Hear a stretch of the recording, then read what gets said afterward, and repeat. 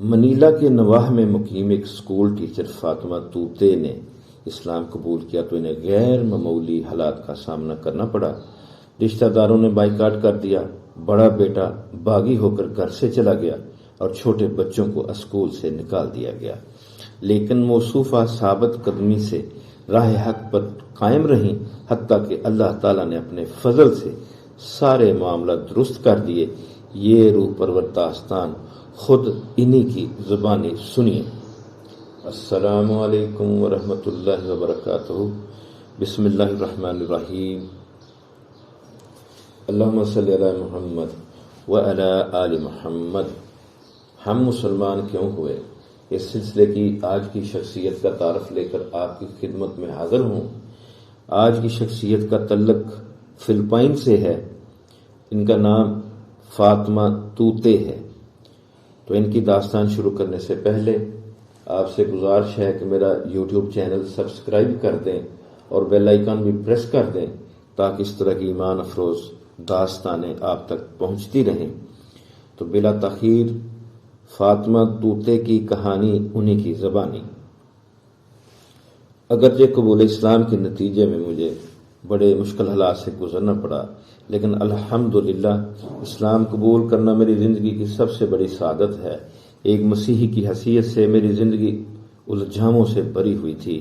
میں سرتاپا مادیت میں ڈوبی ہوئی تھی اور حقیقت پسندی سے کوسوں دور تھی، لیکن اسلام نے مجھے واقعتاً ایک نئی زندگی سے روشناس کرایا۔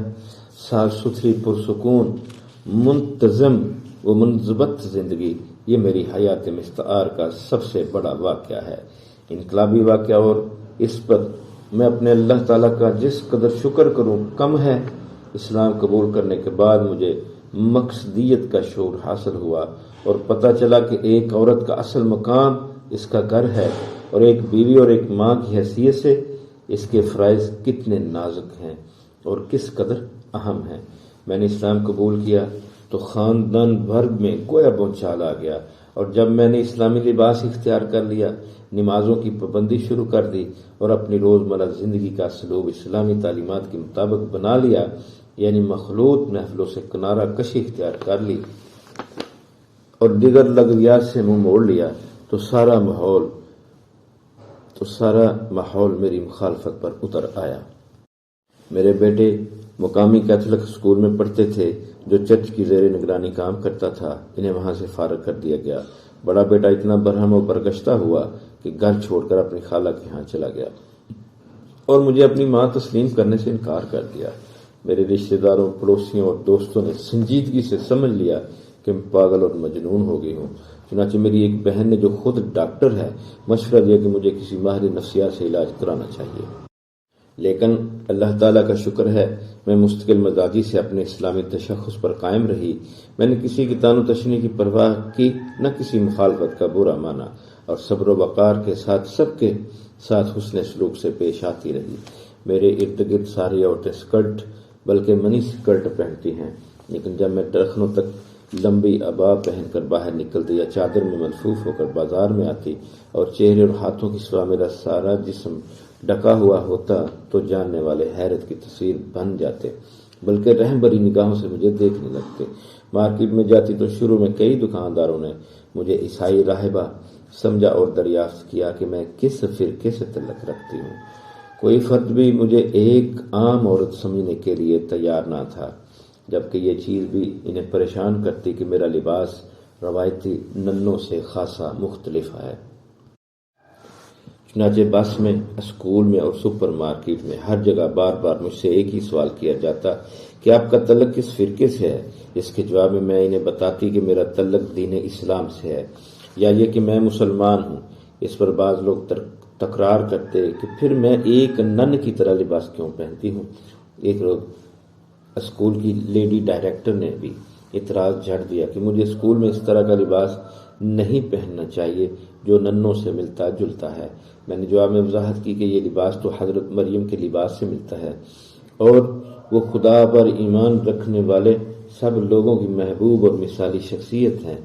پھر یہ بات کتنی عجیب ہے کہ ہم ایک شخصیت کو مثالی اور آئیڈیل بھی قرار دیں، اس سے بے پناہ محبت کا دعویٰ بھی کریں، لیکن اس کی سیرت اور پسندیدہ طریقوں کی مخالفت کریں۔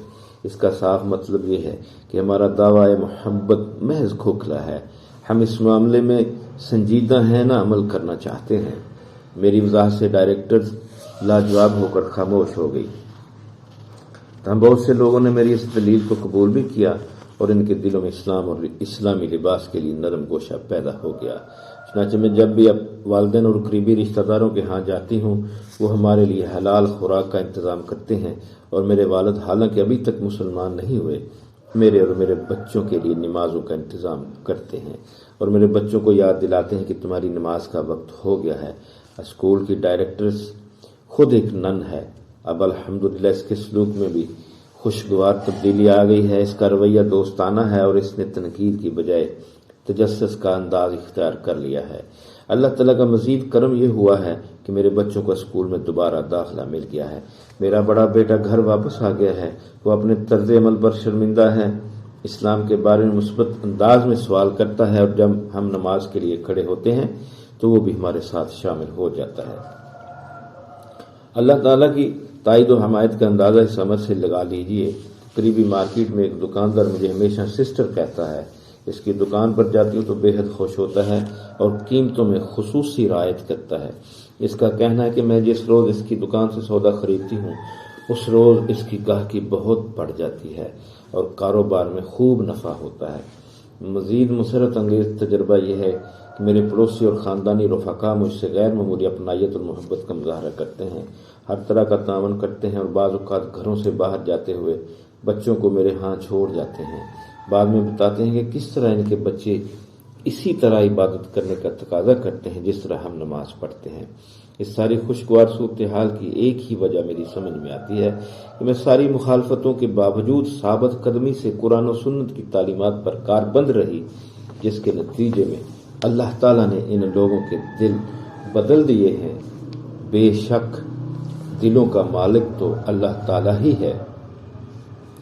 اس سے میری سمجھ میں یہ بات بھی آئی کہ ایک مسلمان اگر صبر، حکمت اور انتظار کی روش اختیار کرے، اپنے ارد گرد کے ماحول اور مخالفین سے محاذ آرائی کی بجائے محبت اور درگزر کا انداز اختیار کرے، اپنے خدا سے تعلق مضبوط رکھے اور ثابت قدمی سے اپنے عقیدے پر قائم رہے، نبی صلی اللہ علیہ وآلہ وسلم کی سنتوں کا خیال رکھے، یہ دیکھے کہ میرے نبی محمد کریم صلی اللہ علیہ وآلہ وسلم کا کیا طرز زندگی تھا، ان کا لوگوں کے ساتھ کیا رویہ تھا، آپ کا اٹھنا، آپ کا بیٹھنا، آپ کا چلنا، آپ کا پھرنا، آپ کے معاملات، آپ کے کاروباری معاملات، گھریلو معاملات، یہ کس طرح ہیں، اس پر عمل کرے اور اللہ تبارک و تعالیٰ کے حکموں کی بجا آوری کرے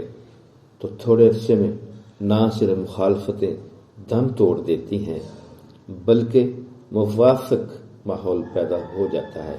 یہ سب میرے اللہ کے کرم کی وجہ سے ہے، یہ میرے مالک کی مہربانی ہے، یہ سب اسی کا فضل ہے، اسی کی رحمت ہے۔ الحمدللہ آج کی شخصیت کا تعارف بھی مکمل ہوا۔ انشاءاللہ پھر کسی دوسری شخصیت کا تعارف لے کر آپ کی خدمت میں حاضر ہوں گا۔ تب تک کے لیے اجازت۔ اللہ حافظ۔ اللہ آپ کا حامی و ناصر ہو۔